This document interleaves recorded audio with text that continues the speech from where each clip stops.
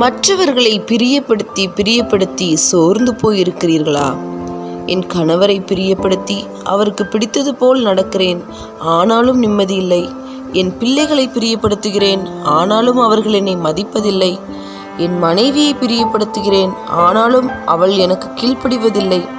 என் தகப்பனையும் தாயையும் பிரியப்படுத்தி நேசிக்கிறேன், ஆனாலும் அவர்கள் என்னை விட மற்ற பிள்ளைகளை நேசிக்கிறார்கள். என் நண்பர்களை பிரியப்படுத்துகிறேன், அவர்கள் தேவைக்காக என்னை பயன்படுத்துகிறார்கள். இப்படி பல மன ஒரியோடு சோர்ந்து போயிருக்கிறீர்களா?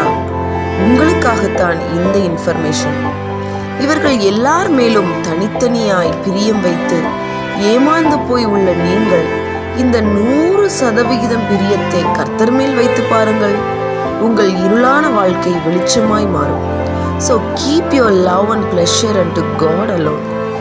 கர்த்தர் மேல் பிரியமாயிருந்தால் அவர் உங்களுக்கு என்ன செய்வார் என்றும், நீங்கள் அவர் மேல் பிரியமாயிருக்க பிரியத்தை வெளிப்படுத்த என்ன செய்ய வேண்டும் என்றும் பார்ப்போம். நீங்கள் கர்த்தர் மேல் பிரியமாயிருந்தால் அவர் உங்களுக்கு என்ன செய்வார் என்று 8 மிக முக்கிய காரியங்களை சுட்டிக்காட்ட விரும்புகிறேன். என்னாகமம் 14:8 படி வாக்கு பண்ணின தேசத்திற்கு கொண்டு செல்வார். உபாகமம் 33:12 படி சுகமாய் தங்க பண்ணி காப்பாற்றி எல்லைகளுக்குள் இருப்பார். 2 சாமுவேல் 22:20 படி விசாலமான இடத்திற்கு கொண்டு உன்னை தப்புவிப்பார். சங்கீதம் 41:11 படி சத்துரு நம்மேல் ஜெயங்கொள்ள விடமாட்டார். சங்கீதம் 127:3 படி சமாதானமான நித்திரை அளிப்பார். நீதிமொழிகள் 16:7 படி சத்துருக்களையும் சமாதானமாகும்படி செய்வார். ஏசாயா 62:4 படி உன் தேசம் வாழ்க்கைப்படும்படி செய்வார். தானியேல் 10:19 படி சமாதானத்தை தருவார். இந்த ஆசீர்வாதங்களை பெற்றுக்கொள்ளவும் அவர் மேல் எப்படி இந்த பிரியத்தை வெளிப்படுத்த நம்மிடம் இருக்க வேண்டிய 5 காரியங்களை பார்ப்போம்.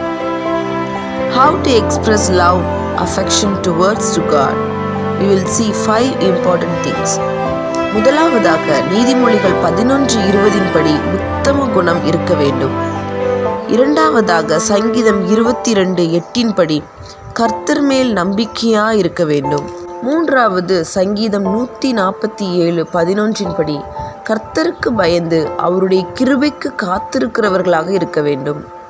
நான்காவதாக எரேமியா 9:24 படி கர்த்தரை குறித்து மேன்மை பாராட்டுகிறவர்களாய் இருக்க வேண்டும்.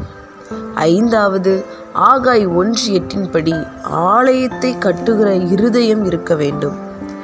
இப்படி நம் வாழ்க்கையில் 100% கர்த்தரை பிரியப்படுத்தி அவருக்கு முதலிடம் கொடுத்தீர்களானால் மற்ற காரியங்கள் ஆசீர்வாத நன்மைகள் தானாய் வரும். அதை தான் மத்தேயு 6:33 சுட்டி காட்டுகிறது.